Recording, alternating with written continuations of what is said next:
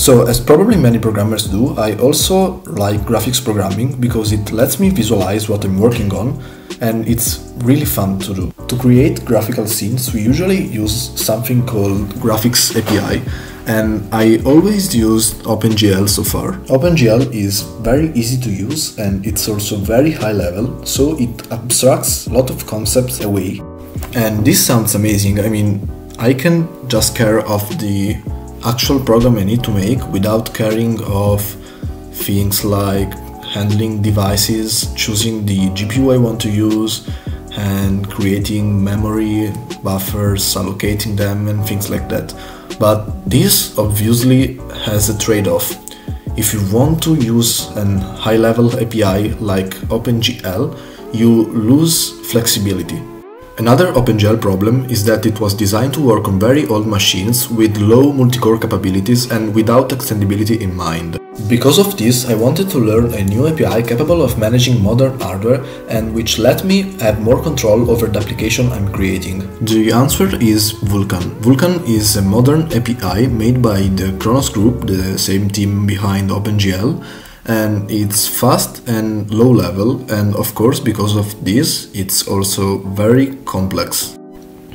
The first thing I need to do was to create a Cmake project because I will be using C++ for this, and Cmake will help me to handle all the libraries I need, which are GLFW for windowing and Vulkan for, of course, rendering and graphics. Luckily for me, Vulkan is very well documented, so I could just check the online specification and have a general understanding of how I can interface to the API. The first step is to create a Vulkan instance.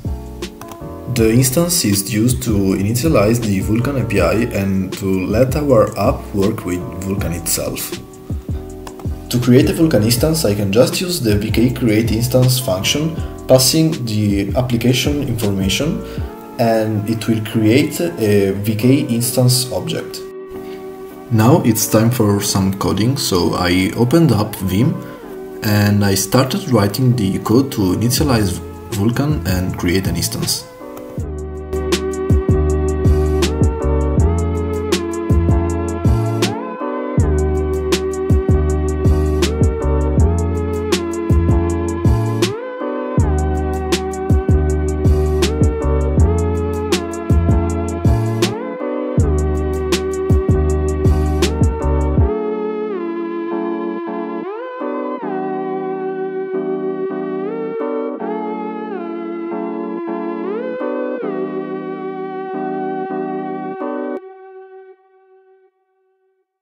Debugging with OpenGL is not an easy task because it doesn't expose any official method of debugging and we have to rely on external software like GDB.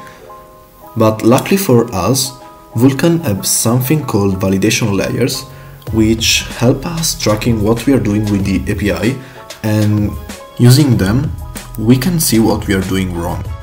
So let's go back to Vim and let's implement validation layers.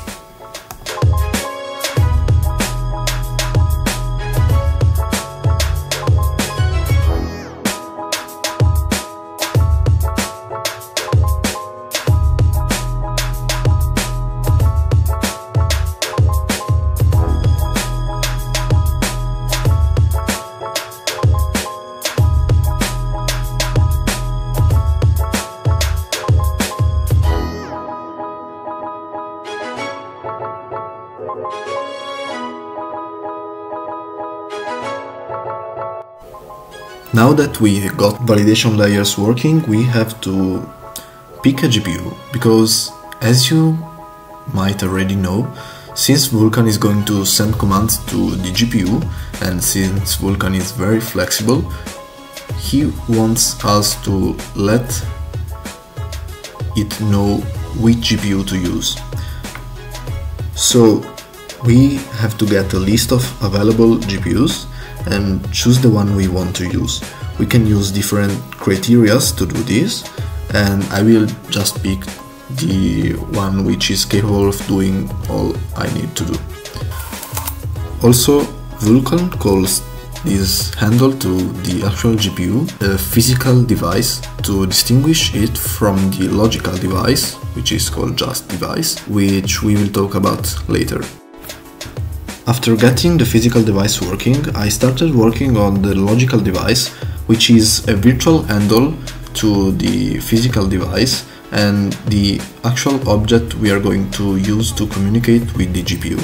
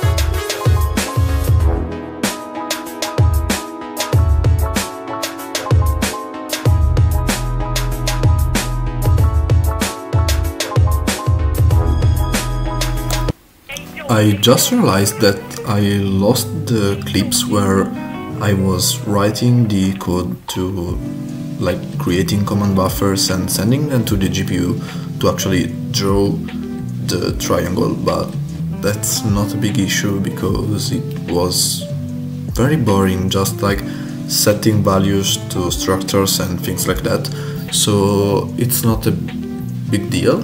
And well, yeah, I completed the task of drawing a triangle. So this is like the hello world for graphics programming, and as you can see, it's working. The shader is working, it's being loaded, the windows is created, and everything is working. It was not very difficult because I didn't had to debug much, but the real difficulty of Vulkan is setting things up correctly, because you can mess up with one single value and everything will just crash. Luckily, with validation layers it's very easy to find out what the problem is and just solve it quickly. So yeah, I really enjoyed doing this video because I liked how Vulkan is structured, how he's documented and things like that.